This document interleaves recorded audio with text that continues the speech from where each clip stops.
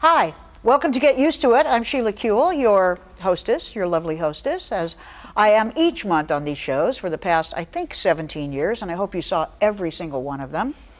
Well, there was a recent survey about what the American people, which includes us, of course, have on their mind, and you won't be surprised to know that it was about the war in Iraq. Now, people think differently about why they're thinking about the war. But it's a very, very important topic to us. And since this show has much to do with issues that relate to our LGBT community, as well as more broadly in the United States, I thought, well, what kind of a show would we do about the war? And the answer, of course, is it's really about our community and its relationship, not only as Americans, not only to the democracy, but also to the military, to don't ask, don't tell, to what led up to it, to what's happened since, and also, how about the rest of our community that may not want to be in the military, but want to support people in the community that want to be in the military? It's a complicated issue. So I invited three wonderful people to be my guests today, and that is going to be our topic. My first guest is Zoe Dunning. Zoe is co-chair of the Service Members Legal Defense Network, a very recently retired commander in the Navy Reserves, who, after coming out, served as an openly gay person in the Navy for 14 years after she challenged the don't ask, don't tell policy. Welcome, Zoe. I'm really glad you're here. Thanks. And you had to travel to get here, so I'm very happy, twice as happy. Thank you. Thank you. Second guest is Belkin, who is the executive director of the Michael Palm Center at UC Santa Barbara, which is a research institute established for the study of gays in the military. He's an associate professor at UCSB. Welcome, Aaron. Thank you very much. And our third guest may be somewhat familiar to you, Torie Osborn. Whenever I want a third smart person who knows about everything and has an opinion about everything, that's Torie Osborn. She was executive director of the LA Gay and Lesbian Center here in LA. She was executive director of the task force, the National Gay and Lesbian Task Force, most recently executive director of the Liberty Hill Foundation, the best little foundation in America, and now she is senior advisor to our own mayor of Los Angeles, Antonio Villaraigosa. Welcome, Torie. Zoe, let's start with you. Tell us a little bit about your story. Sort of, how did you decide to be in the military, rose to the rank of commander? I mean, it's a very high rank in the Navy. And then kind of what happened? Sure. I entered the Navy through the Naval Academy. I actually, when looking for what college I wanted to go to, my family's financial situation was such that I needed a scholarship if I was going to be going to college. And the Naval Academy, the more I got to find out about it, the more it appealed to me, because its mission is to develop midshipmen morally, mentally, and physically. So to me, it was sort of an opportunity to not only, have financial assistance with getting my college degree, but also to, do more than just study. Go there and, develop leadership skills, continue to participate actively in sports, get a great academic education. And so it was really appealing to me to go somewhere where it was like a meritocracy. Everyone kind of came in at ground zero. It didn't matter how you wore your hair or what your father did for a living or what sorority you pledged. It was all about sort of performance. So that was very appealing to me, and I entered and served 6 years of active duty after graduation. I'm a supply corps officer. And then transitioned into the reserves. Went on to get my MBA at Stanford Business School, and while I was a second-year student there, Clinton had just been elected, and of course he had his pledge that he was going to lift the ban, and I supported him in that. So you were pretty much in the closet? I was absolutely in the closet the entire time. Well, not the entire time, but once I discovered my own sexual orientation, I knew that I had to keep it a secret if I wanted to maintain my career. And I watched as witch hunts went on around me. I watched friends and colleagues get investigated, other ones get discharged, and so I knew the personal toil that it took, on me as well as the folks that I served alongside. So when Clinton said he was going to lift the ban, I was very excited and attended a rally outside of Moffett Naval Air Station at the time down in Mountain View, and was given the opportunity to speak at it. And it was somewhat, about 24 hours beforehand, I decided that I would speak at it. And in my speech, I came out and stated that I was both a naval officer and a lesbian. and the Navy began immediate discharge proceedings against me. Now, what was your rank at that time? I was a lieutenant, and I had a hearing under the policy prior to Don't Ask, Don't Tell. So this was Clinton, the rally was right before his inauguration. So I had a hearing under the prior policy, and they voted unanimously to discharge me. But before they could actually enact it, Clinton announced Don't Ask, Don't Tell. So it was so much fun the first time, they decided to do it again, and I got to have a second hearing, this one under Don't Ask, Don't Tell. And I was one of the very, very first test cases. You know, they're still kind of figuring out what the policy is, what does it mean, and we can get into some of the more legal details if we want to go there. But essentially, my defense against these accusations of illicit conduct were that my statement was one of status only. When I say I'm a lesbian, it's about who I am. And I took the stand and made that statement, and the jury of officers, or the panel of officers, found that that was sufficient to rebut the presumption that I engage in conduct, and allowed me to voted unanimously, actually, to retain me. Since then, the Department of Defense has issued a memorandum that said no one else can use that defense. So, you know, my whole reason for coming out was to try to change the policy, and because I didn't have standing to sue because I was retained, I therefore, thought, well, at least I'll set a legal precedent. At least I'll have a strategy that other people can use. But then the Department of Defense had said, no, we don't like losing. So, once they found out that I'd won my case, they prevented anyone else from. It was also a little bit questionable. I don't mean it wasn't a good strategy for you to use and for your legal advisors to use, but it's also a strange kind of divide to make. It's almost like, I want to be a priest and I'll be celibate. Right. And so I'm gay, but I'm celibate. So don't worry. Right. But in the military, you don't have to be celibate, except if you're going to be gay or lesbian, you have to say, that's my status, but not my behavior, which is kind of like saying, I don't behave that way because that would be conduct unbecoming, when it actually isn't. Right, and so it was a very fine line, you're right. Legally, there were a lot of other cases that were going on at that time. Some people had taken the high road and said, I'm not even going to go there and attempt to rebut the presumption. They lost. You had others who had taken this oath of celibacy on the stand. They lost. So essentially what we wanted to do is not lie, but basically say it's none of your business. And so the strategy was just to take the stand and say, look, this is a statement of status only. My statement didn't have anything to do with conduct. Not saying don't engage in conduct or do engage in conduct, just saying my statement didn't have anything to do with conduct. And it was a very sort of fine line. At a rally, it is about status. I mean, Right, and it was political speech in some manner. And I think, because I had Morrison and Forster represented me pro bono and did an outstanding job. It was held at Treasure Island in the Bay Area, so perhaps my panel of officers might have been a little more liberal or progressive than your typical board of military officers. The policy was so new, people were confused exactly how to interpret it. All those forces just sort of aligned, and I was able to become this exception, and therefore then be able to serve openly after that. Now, the ironic thing was, between my two hearings, I received notification that I'd been selected for promotion to lieutenant commander. So at the same time they were trying to discharge me, they were also promoting me. And then you were promoted again. And then later on, retired at rank of commander. Right? I've received a couple of personal awards since then, medals. I've gone on exercises in the Middle East. I've continued to perform just like any other naval officer, and got promoted to commander. And just as of today, I'm now officially retired. So what was the service like for you? Congratulations, I should say. Thank you. What was the service like for you those 14 years? I mean, I just saw a study that they did, a long longitudinal study of gays and lesbians in the British military, and it was the Defense Department, or whatever they call it in Great Britain, that did the study and found no impact. They couldn't find anybody to say this made everything worse, or made everything better, or whatever. It was kind of like ho hum, right? Which was very interesting, and that just came out. But what was your personal experience in those years, being out and in the Naval Reserve?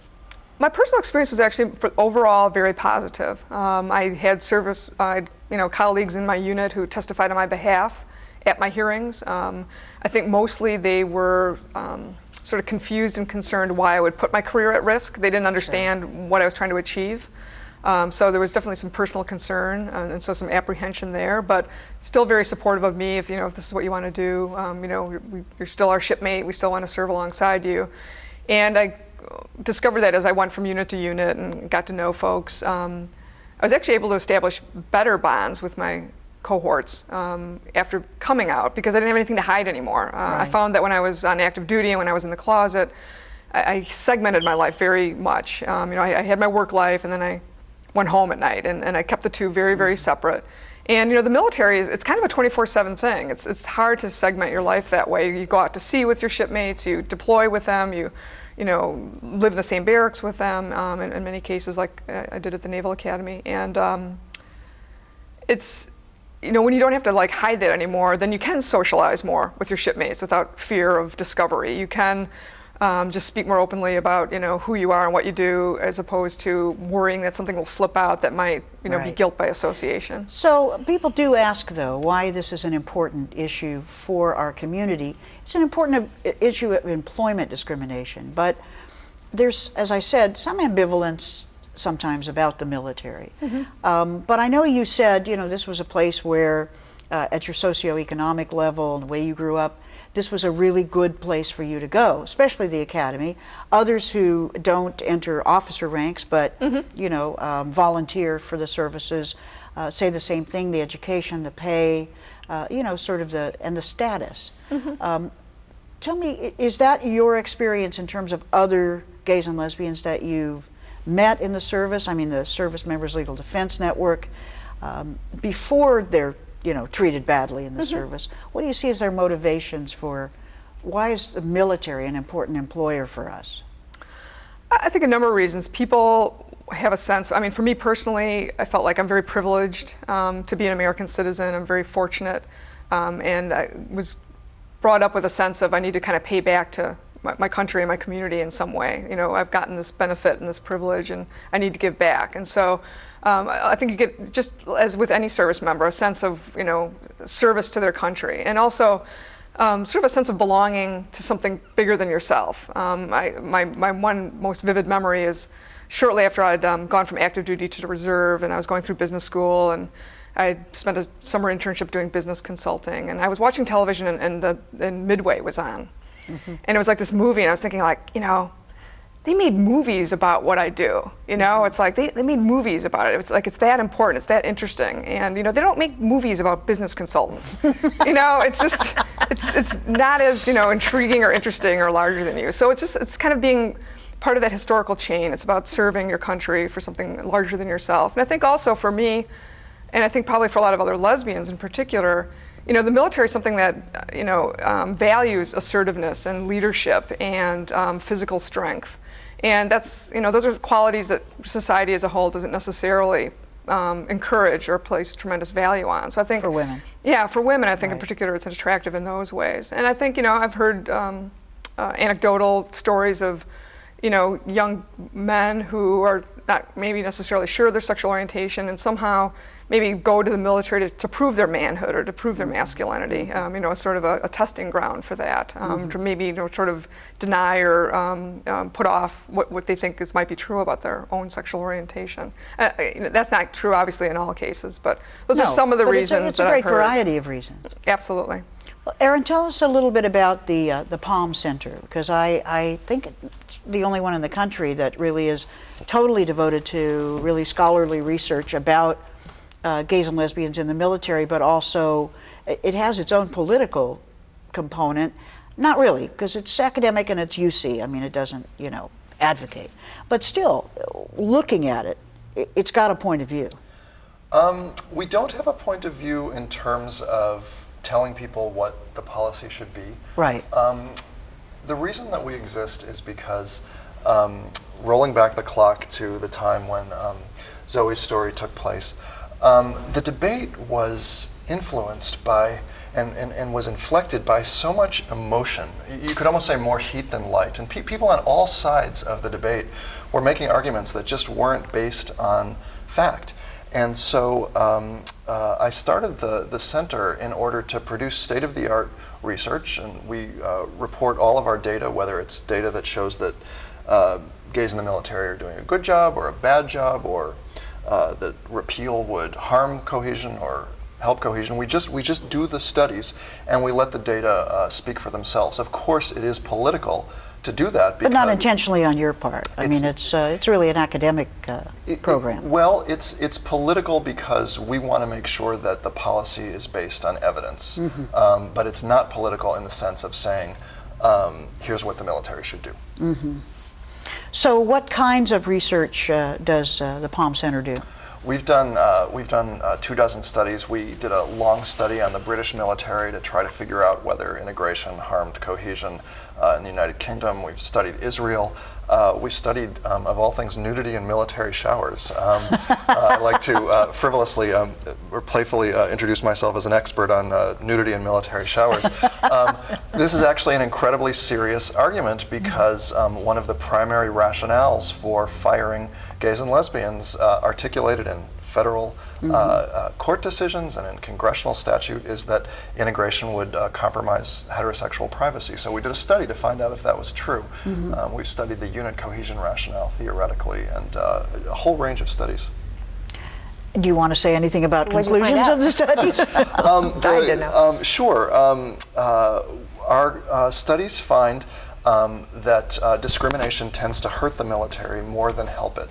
There are a number of costs associated with discrimination, wasting talent, violence against women, financial waste, undermining unit cohesion. When Zoe was forced to stay in the closet, it's very common to hear about how the closet undermines cohesion. So what the studies find is that in terms of costs and benefits, there appear to be more costs to discrimination than benefits. So in terms of the relationship of our community to the military, it's not necessarily only a conclusion of your center, but this is work to which you've devoted a good deal of your time.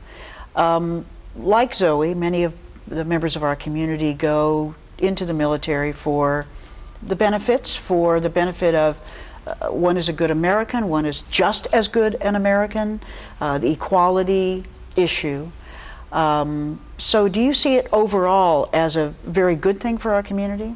You personally? To have the option to serve in the military? Yeah. That's a very complicated question. So we might be able to think about that at a number of different levels. One perspective, which I absolutely believe in, is that the military is the place where people become full citizens. And when the biggest employer goes out of its way to fire us for who we are, that is a hit to citizenship, not just for us, but for Americans overall. When moral gatekeepers get to decide who's a first-class citizen and who's not, that undermines the meaning of what it is to be free. Because in this country, you're supposed to be evaluated by the job you do, not by who you are. So, on one hand, this fight to repeal Don't Ask, Don't Tell couldn't be more critical. Not just for the GLBT community, but in the moment of the Patriot Act and the other hits to American citizenship for America overall. On the other hand, some would argue that the way that we as a community have resisted Don't Ask, Don't Tell by talking about the benefits that we as gay and lesbian people bring to the military, that those arguments bring along with them a sense that reinforces the military as the most noble organization in the country. Yes, it's true. The military is interesting and it's noble, and serving your country is a good thing. But isn't being a teacher also serving your country? Isn't being a postman also serving your country?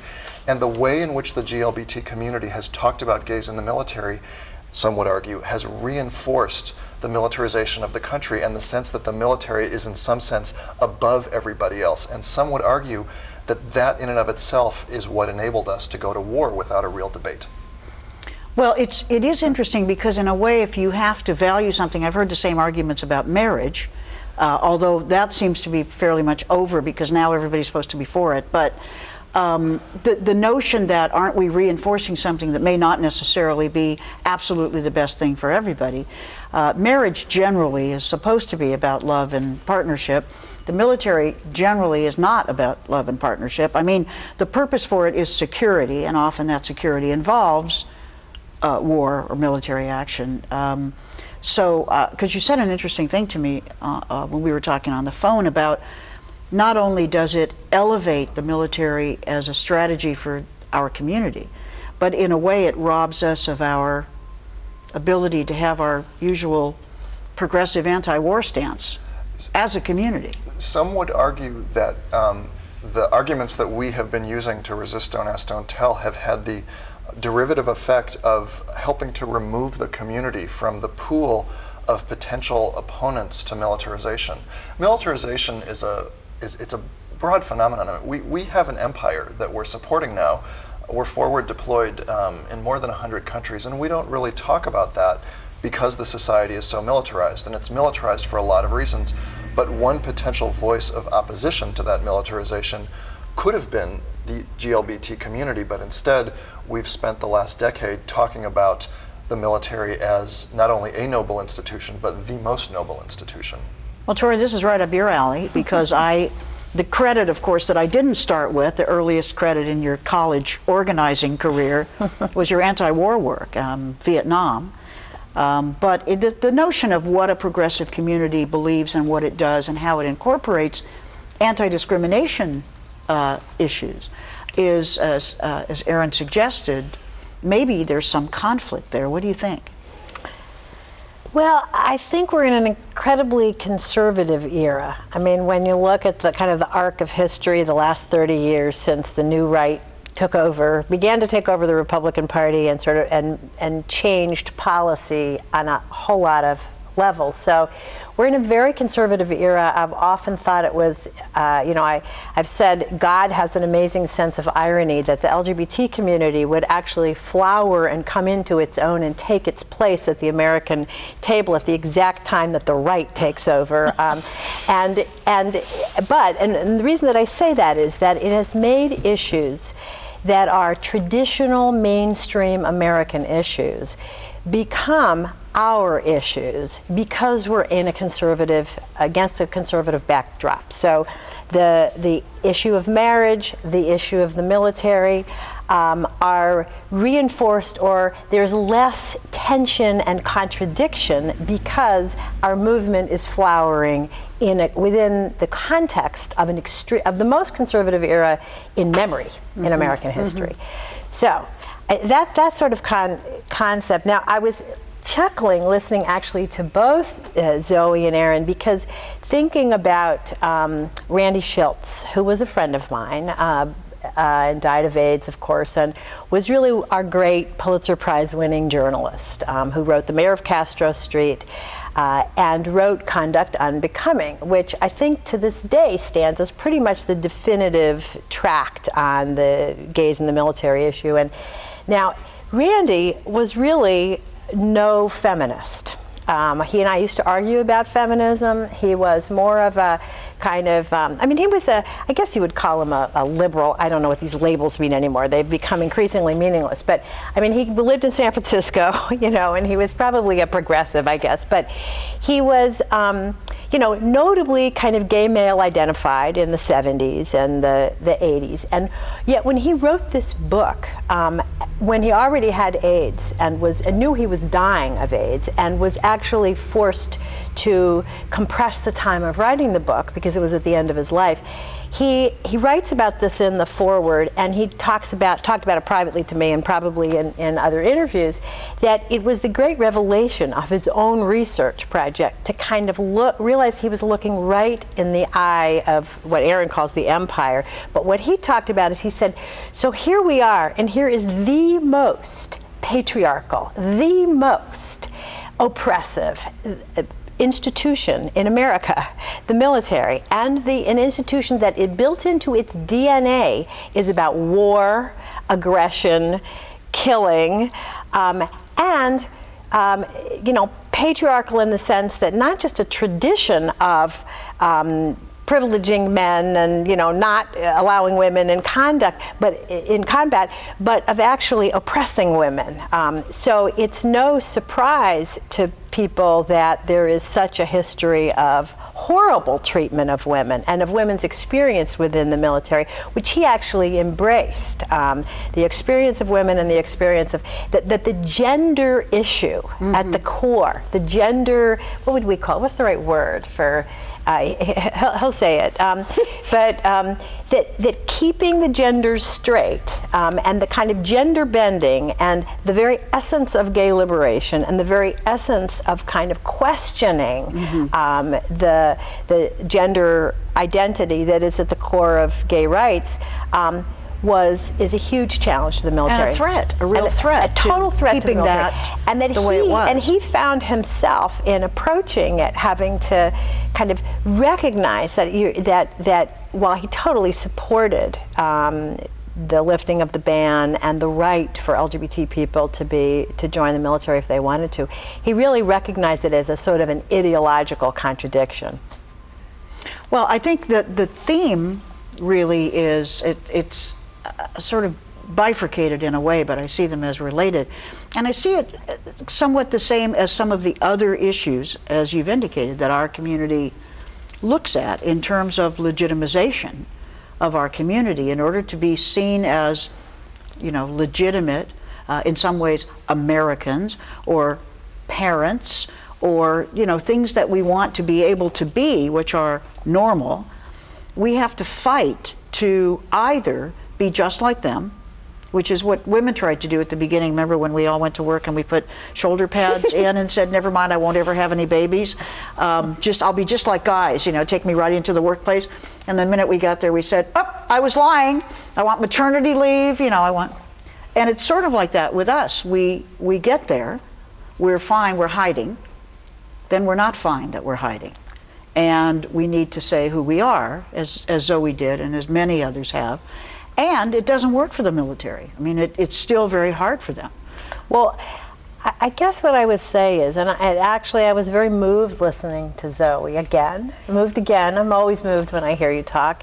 And I think that that's sort of the greatness of our movement. And if one can learn to live with the contradictions and to accept just the importance of being allowed to be true to who you are and to a kind of an American vision of the best, the highest and greatest American vision, which I don't think is compatible ultimately with the empire that we've become, but that really is about an expanding vision of democracy, a pluralistic notion, and a notion of an ever-increasing, ever more equal society.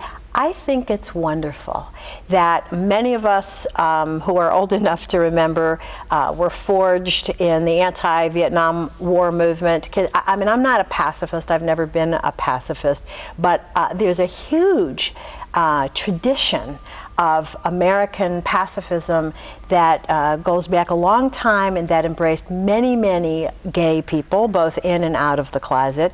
Gays and lesbians and transsexuals and have been at the forefront of every social reform movement. We have been a part, whether in our own names or alongside other folks, we have been absolutely front and center of the sort of unfinished story of America achieving ever greater liberty and justice for all. And at the same time, in this era, because of this conservative era, part of our liberation has been to lay claim on the most conservative institutions. I think it's great. And I mean, I think the Iraq War is outrageous. I'm sick of it. I think it's amazing that the American people have woken up without the kind of anti-war movement that we had in Vietnam. It took us many years and tens of thousands of us working really hard. But I regret the kind of demonization of the military that we did. We made it either or. Mm-hmm. And now we don't have to do that. I like the way that Americans against this war are saying, support our troops, bring them home. Mm-hmm. And I'm not so sure that gay people, and just what you were talking about, the gay people's voices coming into the debate at this time in history in general aren't part of that message. But do we need to have a conversation about the extent to which our strategies have become so mainstreamed. Yes, the stakes are real, and it's not just, as if it's a small thing, it's not just gays and lesbians losing their careers and being fired. It's people driven to suicide. It's people being sexually assaulted. The stakes are real for why we need to lay claim to this conservative institution. But isn't there something else that we could be talking about in addition to potential opposition to the war, but in terms of what it means to have such a militarized society? I do wonder sometimes whether the community could be making other claims if we let ourselves, if we hadn't allowed ourselves to become so mainstreamed.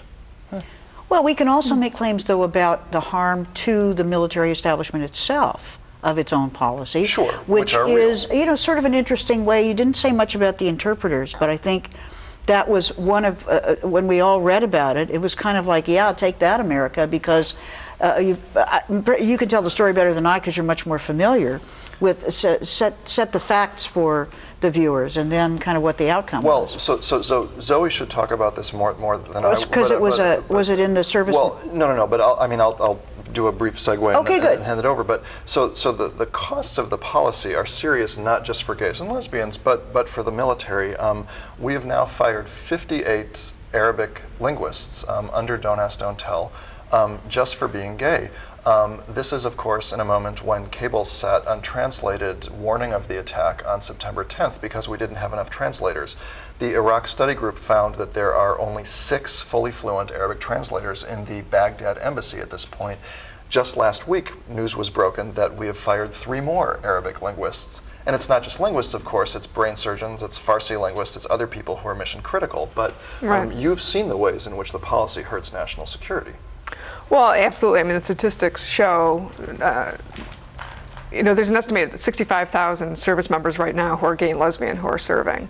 And they're, doing their job, and you have them in critical skills like linguists, medical corps, MPs, all sorts of things. And so it is hurting our national security to discharge fully qualified folks who are serving their country. And it also doesn't take into account not only the discharges, but people who just decide not to re-up.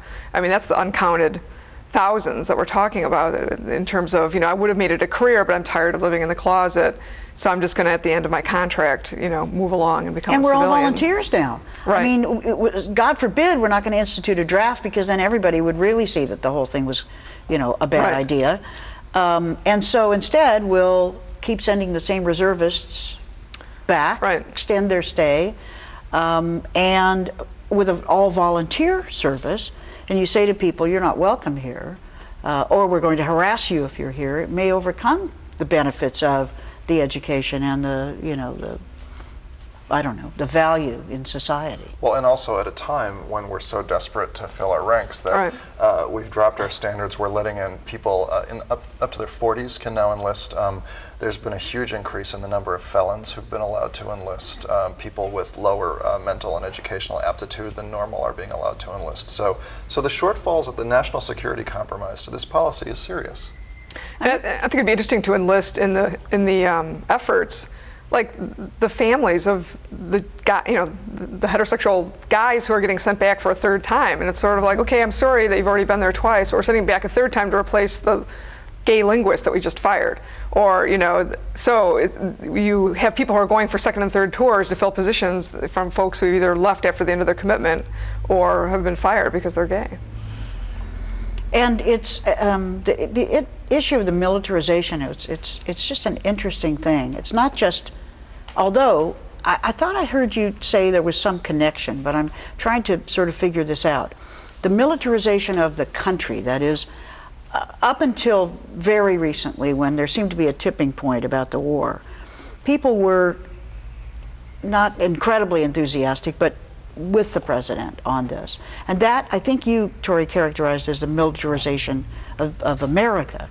And you said something about our community having to be so supportive and wanting to be supportive, tipped us toward militarization in support as well. But was there a relationship there, or are we just part of America and we're all going for militarization now? Well, no, I mean, as Torie can elaborate, during the Vietnam War, there were I mean, some of the radical roots of the anti-Vietnam War protest overlapped with some of the energy coming out of Stonewall and LGBT groups who were kind of finding their own footing for their own way, and kind of those voices have become less prominent in the community. But I'm not sure if it's because we've kind of taken a place at the table at the moment that the right has. I don't know if we can blame the right for our own mainstreaming. Maybe we can, maybe we can't. Well, I think there's probably a lot of reasons why there's no left in America today.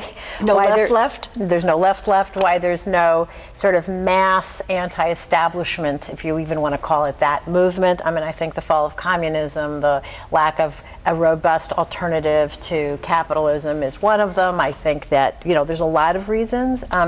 But I do think that, so that the 70s were really a totally different era. The 60s and 70s were a completely different era. Stonewall and the anti-war movement were completely intertwined. In fact, all of those movements were intertwined. We used to call it the movement. I mean, you might be doing your lavender, liberation thing, or your lesbian feminist liberation thing, or your school reform thing, or your Revolution Tomorrow thing, but you all were part of the movement. You might be, it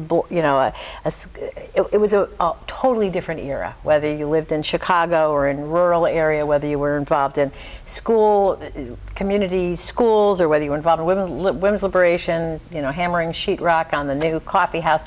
We all talked about it as the movement. Now, that was the last era of kind of, I mean, I would call it the left. Again, I don't think these terms have a whole lot of meaning. I think they have increasingly less meaning, and for that I'm frankly grateful. But for lack of a better, term, we are in a very conservative era. And things have moved so far to the right. Inequality has become so tremendous. But see, I think we're also, and Sheila's heard me say this before, but I think we're at the beginning of the percolation of some new ideas or ideology or vision for the world. And I think what we're seeing is the beginning of the crumbling of the empire. And more than that, it's not just out of a sort of noble critical ideology. There's something wrong with militarism. There's something wrong with empire. It's that we're going to destroy the planet if we keep responding to each other as humans. It would have sounded extremely idealistic back in the 60s. Really, honestly, the discourse was totally different. If you had said, "Look, we're going to destroy the planet's ecology if we keep responding the way that we are and not dealing with environmental, with environmental issues. We're going to destroy the planet if we keep having increasing gap between wealth and poor and don't take care of people's basic needs when we have every possible scientific, technological, and financial capacity to do so. And we would be destroying, if we keep responding with violence." But now it's actually not so far a leap to say that, because we are destroying the planet and we have created such a gap between rich and poor that we feed terrorism every day, that we don't have a changed kind of foreign policy. And you talked about what it felt like to have that sense of sort of a higher purpose, or a sense of believing in something beyond yourself. I mean, I think we could have a military that would feed that highest and greatest sense of purpose that you had, but that didn't necessarily be doing the work of empire. I mean, nations are always going to need to have security forces. People are always going to want to join up some disciplined place that creates some educational opportunities and gives them a sense of solidarity with other people. I mean, those are kind of human needs, I think. Not every human being, but a lot of people. And I think, kind of as an anti-globalization activist too, I mean, I really think another world is possible. And I actually think we're at the very early stages of beginning to imagine such a world. And it's a world that goes exactly the direction that that we're sort of reaching for here, but that encompasses your desire to, the best part of you that joined up the military, people's desire to want to get married, and then also the much more radical need to transform the social institutions that are literally going to destroy the world. But when you look at other countries, or you go to visit other countries, and you learn about their military kind of approach, the right wing in the United States has really fed fear as an element of its own election. I mean, that's really what it's been about. in other countries, they all have armies, they all have navies, most of them anyway. But it's not about empire, it's not about invasion.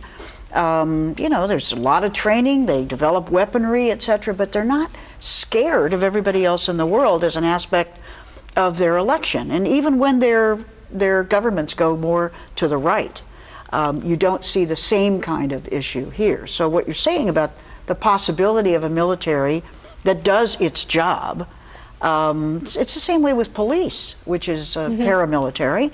There are different kinds of police forces, and some of them are so oppressive. We have some experience here in Los Angeles in some aspects that we say, it doesn't have to be like that, does it? And other cities say, no, it doesn't. Here's how we've done it. And I think the same thing is true of the military, but people will always want to join up. And I think you'll also find when we talk about the military, there's so many aspects to it. So, right, the soldier on the ground, the mid-grade, field officer, the general, the commander-in-chief. And I think you actually find quite a number of pacifists within the military because they do join for idealistic reasons, to defend their country, not to be an aggressor. And they are the ones who are most impacted when we go to war, quite frankly. If you're the one who has to put your body and life on the line, you're probably less likely to be eager to go do that. And so, we got to be really careful about, there's the military members who, I'm trained to do my job, I'm told that this is what I, have to do by my chain of command, versus the decision makers and the policy makers in the White House and the commander-in-chief and the folks who are saying, I have this tool and this is how I'm going to use it. Yeah, I think some of the best experts on militarization and the militarization of the culture would say that to the extent there's a problem, it's not the military, it's not the organization itself, it's the set of ideas circulating through the culture. It's about after 9/11, the country decides to go to war in Afghanistan. Maybe that was right, maybe that wasn't right, but we didn't even have a conversation about whether military force was the right way to solve this problem, because we just assumed that if we have a foreign policy problem, the military can solve it. It's that moment that reflects the militarization of society, and it's not about the loyal people in the armed forces. It's about we as a civilian society and our relationship to military force. Like any tool, sort of how it's utilized and what it's utilized for. When I was in Vietnam with the USO, I went on a handshake tour, not an entertainment tour. People with no talent went on a handshake tour. And so I got to talk to 10,000 guys. And pretty uniformly they said that the real hawks were the lifers, were the majors and the light colonels. Those were the worst. They were the ones that thought we absolutely needed to be there and we needed to kill everybody in sight. But above that rank and below that rank, they said everybody had, questions. The generals were not the biggest hawks. It was kind of like, if you're going to put us here, give us the opportunity to do what we're supposed to do, or else get us the hell out of here. And of course it was Eisenhower that warned us all against the military-industrial complex, and who knew better than him? Right. I remember after 9/11 the unbelievable patriotism, in the best possible sense, that flooded this country.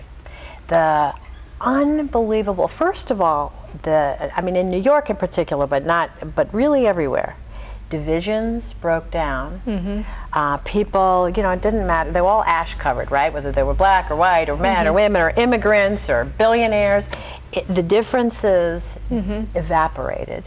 The sense of caring for each other. Now, it always happens after a crisis, but it was a particular time when all across this country and across the globe, America's heart was open to ourselves, and across the world, people's hearts were open to America, and our traditional enemies became our friends, and that moment of goodwill.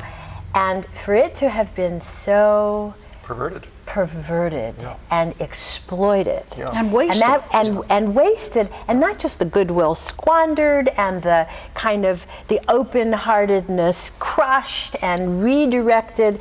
It was a huge travesty, but it was so, it was just what the neoconservatives, just what Bush wanted to do, to put forward his But we let that policy. happen. Well, I think that people let it happen in terms of Afghanistan. If you recall, before in 2003, on February 15th, there was the largest preemptive anti-war movement in human history. There were 15 million people in the streets across the world trying to stop the Iraq War. It didn't stop them. They had the tools of power and they used it. But most people did not want us to go into war. Many, many, many, many people did not want us to go into Iraq. Right. I think Afghanistan was a different story. The country was much more divided. It was much more in favor. And even sort of those of us who are progressives were more divided about that. But the Iraq War, there was a huge upsurge. I had never seen anything like it. I mean, it took years and years and years of the Vietnam movement to have that kind of a turnout. We had hundreds of thousands of people from all walks of life that were against it. It just couldn't stop them.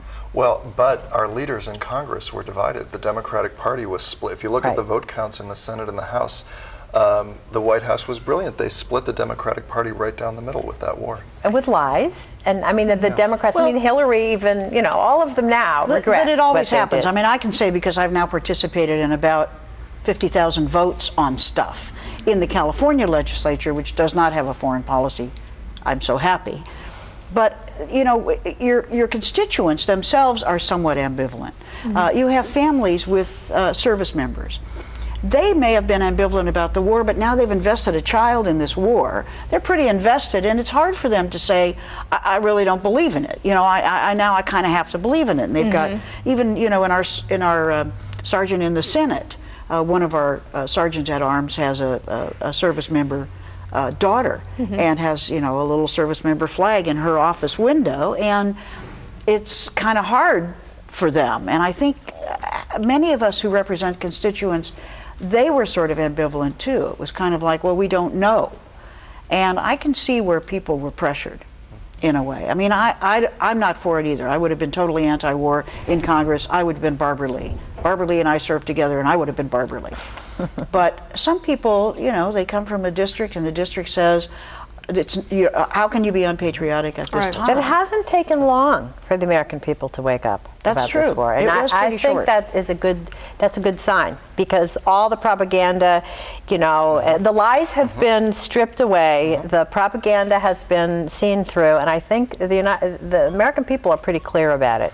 Well, has our community become a little less positive about the military because of Don't Ask, Don't Tell, because of all the people that have been kicked out? I mean, doesn't it make us wonder a little bit more whether this is a good institution or not?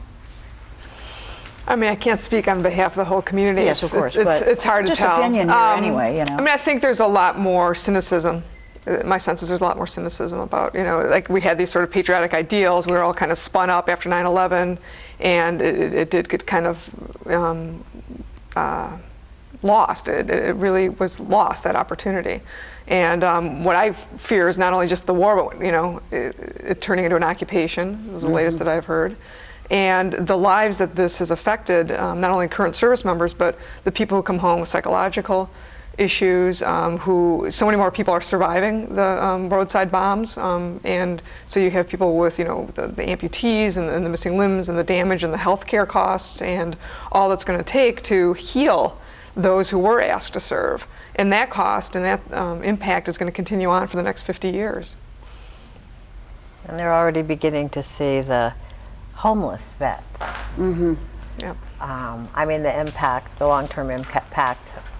Well, I mean, it's an interesting challenge for our community, I think, because, and hopefully what our community will do is to continue to affirm the idea of choice and of a military, as an employer of the military, as an option that we need to have a rightful access to, but also champion whatever emerges from this time. If I'm right, if my prognostication is right, there will be new ideas about different way to organize society. There will be challenge to the empire. There will be challenge to the to fundamentalist ideas, whether they're Islamic or Christian, and the idea of the sort of democratic ideals and ideals of equality and liberty and justice for all will re-emerge in some new energy and momentum, and we can kind of come together behind those and not just behind sort of issue by issue, whether it's gays in the military or whether it's Well, there was the other thing when you were talking about Randy Schultz's book. I was thinking about the thoughts about whether we really would change the military. I mean, there was a sort of a question about whether women in the military, there were those that said bad, bad, bad, they shouldn't be there. But there was also this sort of funny feeling that, well, maybe women in the military would have some kind of an effect on whether the military was so patriarchal anymore, or everybody would serve well, and they would say, oh, well, it's okay. And then they said the first time they bring a woman home in a body bag, it's going to be all over for America. Well, that didn't happen. I mean, we've seen it, and people went the other way and said, you see, women serve just as well, and it's a tragedy, but no greater tragedy. That's a funny kind of equality. But what about a mother's loss of her daughter is no greater than a mother's loss of her son. Right. But I think what you might also be gesturing at is the possibility that, in some sense, queering the military could soften the military. My own sense, based on the data, is it doesn't work like that. Look at Israel, which is one of the most highly militarized societies in the world. They've allowed gays and lesbians to serve for 15 years. Allowing gays and lesbians to serve will bring along many positive changes. Less violence against women, less wasted talent, less suicide, fewer Arabic linguists fired, but it's not going to make the military anything different than the military. Well, it's sort of like every time you see Patton, that movie, where it's like you think, I think I understand this guy. I mean, it's like you have to toughen him up or else you're going to die out there. Right. There are certain skills that you have to have, and I saw the same thing talking to the grunts on the ground, in Vietnam, where they become people they were not at home. And having to shake that when they get home was a hard thing for them too. A lot of them read up because they couldn't go home. They didn't know how to go home being the person, that they were. And I don't think that's just about our community, because we're not all that different, really, when you look across our community. So what do you see for the future for let's talk about this sort of the don't ask, don't tell policy. And I just, if I could step back for 1 second, I'm fascinated how the conversation has arced back and forth between ideas about radical transformation and then also very mainstreaming ideas. So it's interesting that we're kind of in that space. We do this all the time, Aaron. Okay. You can come back sometime. I would love to. All of the data indicate that change is inevitable. 8 national polls have been done over the last 3 years that show that between 58 and 79% of the public favors allowing gays and lesbians to serve openly. A majority of Republicans want repeal. A majority of regular churchgoers want repeal. The chairman of the Joint Chiefs of Staff published an op-ed in the New York Times saying, we can do this and repeal will help the military. The media is unanimously in favor of repeal. The Democratic candidates for president. Yeah, so it may take 20 years, it may take 2 years. It's impossible to know when change will occur, but change will occur. And will that make a difference? Absolutely. I think allowing folks to serve. I serve as the co-chair of Service Members Legal Defense Network's board, and we work every day with service members who call in. We're kind of like the 911 when a service member is being investigated, or they, maybe want to get out, but they want to do it in a way that they can get an honorable discharge because they can't take it anymore. And so, providing legal assistance, but also trying to, overturn the policy and, lobbying on Capitol Hill. And, what we're really saying is it will make a difference. It'll make a difference for the lives of service members. They don't have to, they can just serve and be focused on the mission instead of worrying about losing their career if they let something slip out, or the loss of it, or someone investigating them. So I think it'll make a tremendous difference personally for the lives, but in terms of the military's effectiveness and how it goes on, it'll be probably very similar to the British military's experience, where it's kind of like no big whoop.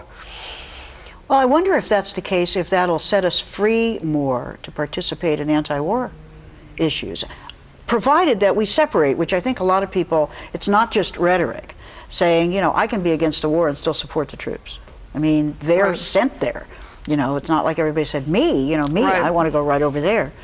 But do you think that'll free us up? I mean, I do. I mean, in the same way that I think that the more we get civil unions and marriage equality and or even domestic partnership benefits, I think the more we achieve certain equality, and certainly the more that it's not a big whoop for us to be in the military openly, the more it does free us as a movement and as individual people to start keeping our eye on a different prize. And I would say that over the next 10 years, we're really going to have an opportunity to join with others to try to reinvigorate what this country is about, so that it's not just about, Anna Nicole Smith's funeral. And I mean, really, the obsession with small and meaningless things has become almost insane in this country when you have such deep, deep issues globally, whether it's AIDS, whether it's the mental health of the and the physical disability of the folks coming back from Iraq. I mean, pick your issue. There's a lot of change that needs to happen, and there's a lot of rebuilding a new vision for this world. And there's great days ahead as we start to sort of privilege peace over violence. Well, the participation, too, of gay and lesbian people individually in every movement, in leadership in the military, in, the academic research arenas, in the 501c3s. I mean, we don't even have an inventory where, historically or currently, of how many people have been involved in so many things. And I really see it as an ongoing dialogue, kind of, or trialogue, or I don't even know what you call it, because everywhere you look, there's one of us there. I mean, The Senate, the state Senate. well, the state Senate. Well, we need The more mayor's people. office. Yes, the mayor's office. But it's not just, it's not just that. I mean, people running for office, people getting into, there's not very many openly gay or lesbian people in Congress. And I think that actually is a very important place for people to start looking at, because it's a smaller district than mine even to have a congressional But district. it's less People and can less do it. about us, and it's more and more about higher ideals that we come to represent alongside other people. I really do. I think that our movement will always be important, but increasingly it's about healing the world and transforming it. I agree, but what I'm saying is our presence as a gay person. I don't come onto the floor every day and say, "Hi, Senator Lesbian here." I mean, that's not what it is. Right. But everybody knows now. They Right. can no longer say they never met one, for one thing. Right. And it's the same in in every one of the professions. The academia is not incredibly welcoming all the time either. All I mean is that I think the familiarity of it is a part of healing the world, because prejudice and discrimination are part of the disease, I think. So that could be a closing, but we have about 2 minutes left. Believe it or not, the whole hour's gone by. Any sort of closing thoughts, things that you said, "Yeah, I wish I would have said this one thing"? I do. Go, Aaron. But did you? No, go ahead. Sure. I think one kind of little data point that taps into one of the most beautiful things that you said is that increasingly the data, the polling is showing that straight people are looking at the gays in the military issue as a bellwether that indicates that the military is on the wrong side of culture and on the wrong side of history. And strangely enough, when you think about recruiting, the repeal of Don't Ask, Don't Tell is not just about getting gays in the military, but there are a whole bunch of middle American straight people who wouldn't touch the institution because of Don't Ask, Don't Tell. The polls show this. So when we think about building bridges, there are some interesting possibilities for doing that. So I think we're just talking about fairness here, and how America's always kind of loved fairness and thought that we were about equality. And thank you very much, Zoe. Thank you, Aaron. Thank you, Torie, as always. Thank you all for being with us. No matter which side of the divide you may be on, if you're for it or against it, as long as you're involved, just get used to it.